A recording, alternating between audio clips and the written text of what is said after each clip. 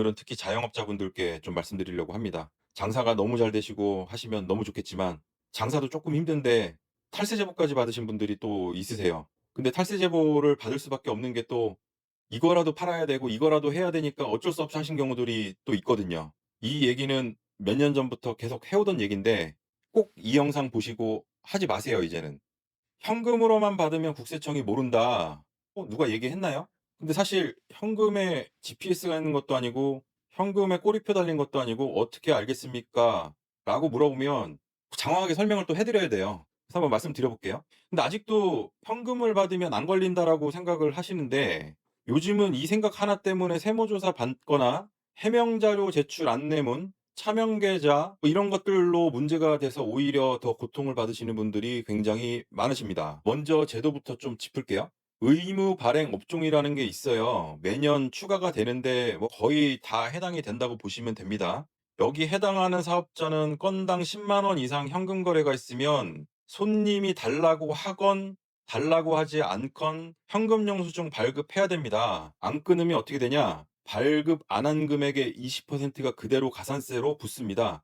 과거에는 50%도 있었어요. 근데 20%가 그렇다고 싼 게 아닙니다. 굉장히 큰 거예요. 매출을 숨긴 것도 아니고 영수증을 그냥 안 줬는데 20%예요. 이 업종 범위가 해마다 넓어지고 있어서 이젠 다 된다라고 보시면 될 것 같고요. 그런데 진짜 무서운 건 가산세가 아니라 가산세도 무섭죠. 현금 매출 누락이 실제로 세무조사로 터지는 경우가 따로 있는데 이게 바로 탈세 제보입니다. 그리고 세무조사로 나오기도 하지만은 해명자료 제출 안내문으로 이 계좌나 이 금액에 대해서 해명을 하라고 하는데 거의 세무조사급입니다. 그리고 기간도 굉장히 길어지는 경우들 많이 봐요. 한번 냉정하게 보세요. 현금 매출 얼마나 빼는지 이 세상에서 누가 제일 잘 알까요? 국세청 조사관이 아니에요. 몰라요, 일단은. 내 측근입니다. 참 이게 안타까운 건데요. 안 좋게 그만둔 직원이나 아니면 마지막까지 돈 문제로 다툰 동업자. 요즘에는 협박도 많이 한다던데요.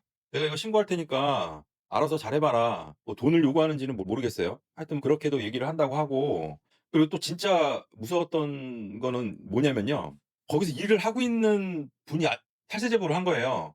근데 계속 보고 있는 거예요. 근데 누군지는 몰라. 와, 그런 경우도 있습니다. 근데 당연히 누군지는 알려주지 않죠. 그리고 국세청에서는 제보를 받으면 반드시 안내를 합니다. 이게 조사가 들어갔다 안 들어갔다 정도는 얘기하고요. 안 들어가면 안 들어가는 이유 간단하게 알려주고요. 끝나면 얼마를 과세했는지 알려주진 않지만 끝났다라고 알려줍니다. 탈세 제보에 대해서는 그래요. 나를 아는 전부가 잠재적인 제보자가 되는 거예요. 이거 뭐 서로 감시하는 시스템 같고 약간 기분이 좀 그렇긴 한데 이러니까 탈세 제보가 그렇게 늘어나는 거죠. 이런 현금 영수증 하나 때문에 이 리스크를 만들어 간다는 것 자체가 좀 안타까운 것 같아요. 그냥 10%를 더 깎아준다고 생각을 하시든지 아니면 저희는 10% 이거 무조건 신고해야 되니까는 이걸 받아야 됩니다라고 얘기하세요. 그리고 카카오톡 뭐 이런 것들 붙여놓고 여기로 입금하시면은 뭐 저기 뭐야 부가세는 빼드릴게요 이런 얘기 하시지 마세요. 안 걸렸을 뿐이지.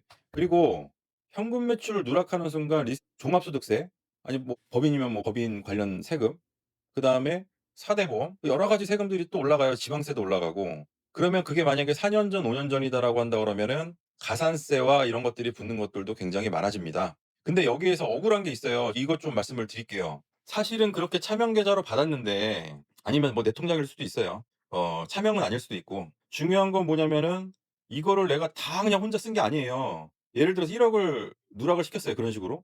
근데 5천만 원은 재료 사는 데 넣고 그리고 3천만 원은 급여로 줬고 근데 그거에 대해서는 세금 처리는 사장님이 다 떠안는 거잖아요, 어떻게 보면. 세금을 귀찮아하시면 안 됩니다. 그리고 기장 맡겼다고 모든 것이 기장 세무사님들이 다 해결해 주시는 게 아니에요. 차명 계좌 쓴다고 기장 세무사님들한테 얘기 안 하잖아요. 그러니까 이런 부분들 단순히 전화해 가지고 "저 세금 좀 줄여 주세요." 이렇게 얘기하고 그러지 마시고 정확하게 명확하게 준비를 하시는 것이 중요하다.